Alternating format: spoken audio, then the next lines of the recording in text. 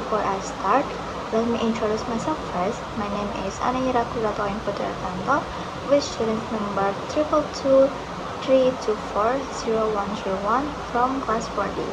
And today, I would like to present my analysis on English language teaching learning planning.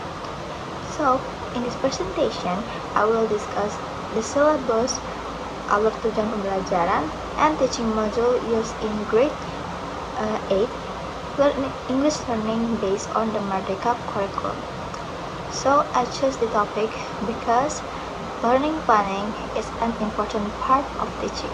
A good learning plan helps teacher organize lesson effectively and helps students achieve the learning objective. Okay, introduction. English is one of the most important international language used for communication around the world. In Indonesia, English learning in the Merdeka curriculum focuses on developing student communicative competence.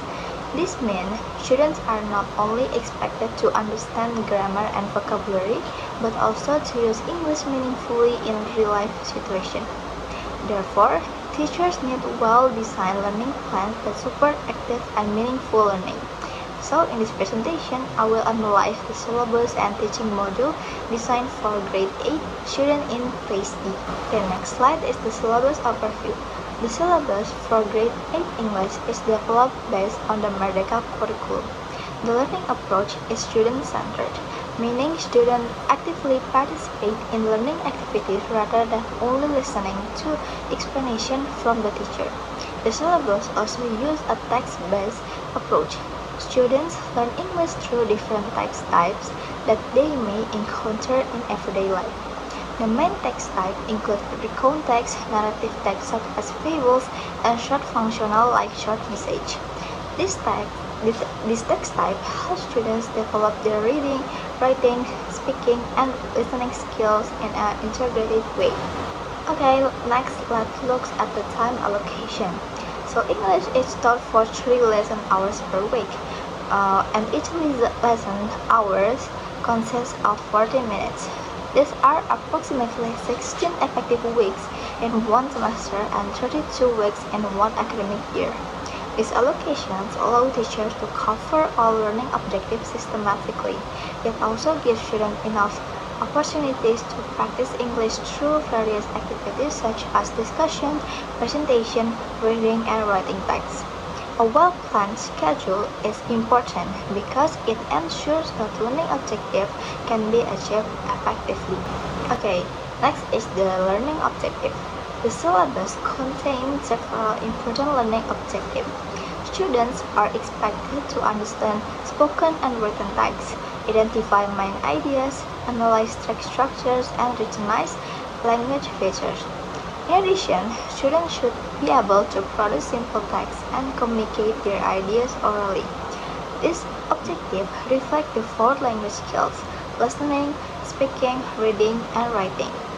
And in my opinion, these objectives are relevant because they encourage students to use English actively rather than memorizing rules only. The focus on communication is also consistent with the goals of the Merdeka curriculum. Next, let's discuss about the alur tujuan pembelajaran for one semester. The first semester focuses on recount text and narrative text, especially fables. For recount text, students learn listening activities, reading comprehension, text structure analysis, language features, and writing practice. For narrative text, students learn story structures, moral values, and storytelling skills. These materials are arranged progressively, starting from understanding the text and ending with producing their own text. These progressions help students build their knowledge step by step. Next, in the second semester, the focus shifts to short functional text. So students learn about short message structures, writing message, presentation, and a final projects.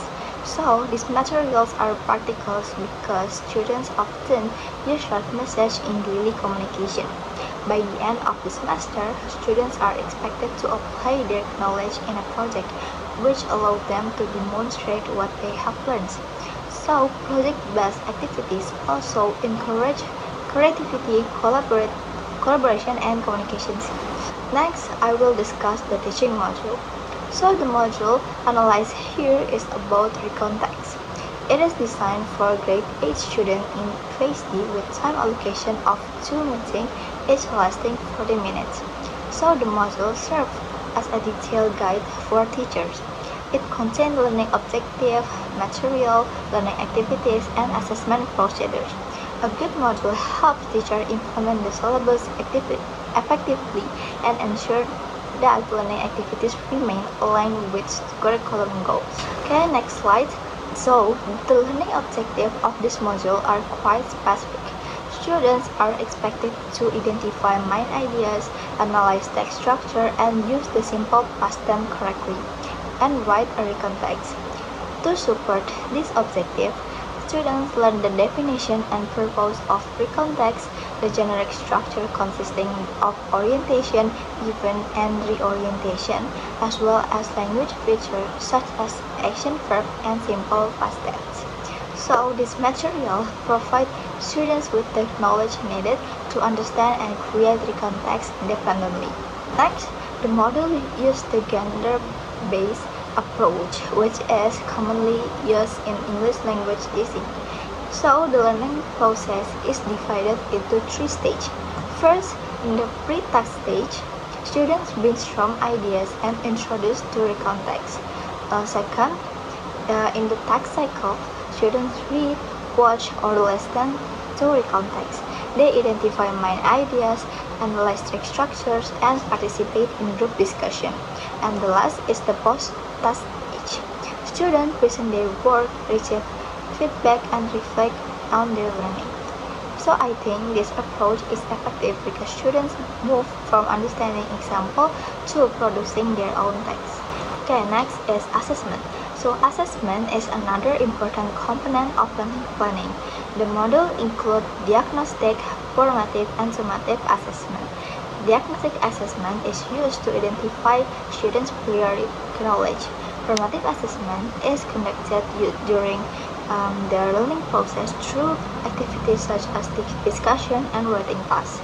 And summative assessment is used to evaluate student achievement at the end of the lesson or unit.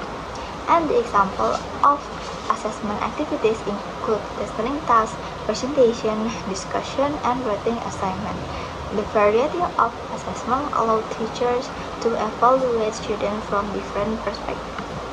Okay, so to conclude my presentation, so the grade 8 English syllabus and teaching module are well aligned with the principle of the medical curriculum. The learning process is student-centered, communicative, and meaningful. The alur tujuan pembelajaran provides a clear learning progression from one topic to another, while the teaching module translates those objectives into practical classroom activities.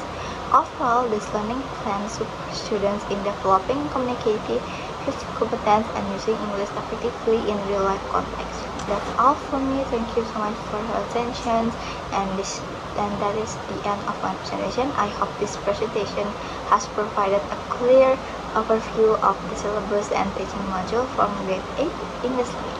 Thank you.